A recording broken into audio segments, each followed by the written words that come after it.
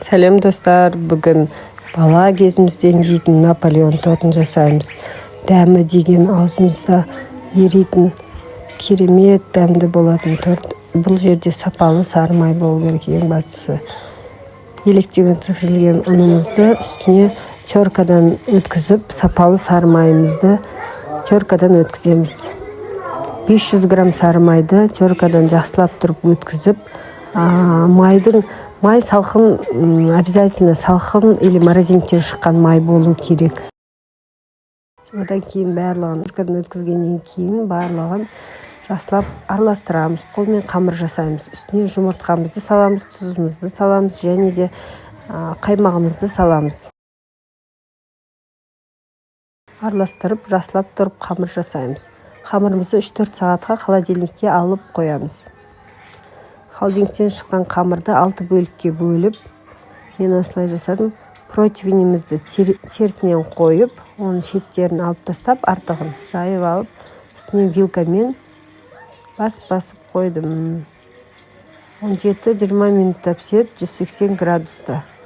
Жақсылап тұрып қызартып пісіріп аламыз.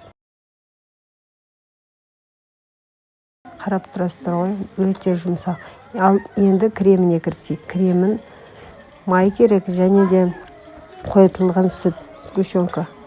Сгущенканың где-то 2 или 3 банкасын қосасыздар ғой, 1 килограмм болды. Менің формам өте үлкен болғандықтан мен 2-ге бөліп алдым. Мынау шыққан корждарымызды 2-ге бөліп алып, шетке алып қойдым. Қазір кремін жағамыз.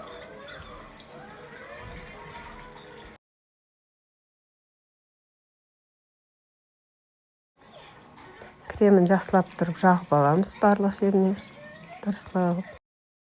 Жаңа қамырымызды 6 бөлікке бөліп алғаннан кейін әр коржды жайып пісіріп алған кезде шетінен артылған қамырлар қалды. Сол қамырлардың барлығын біріктіріп, тағы да бір қамыр пісіріп аламыз.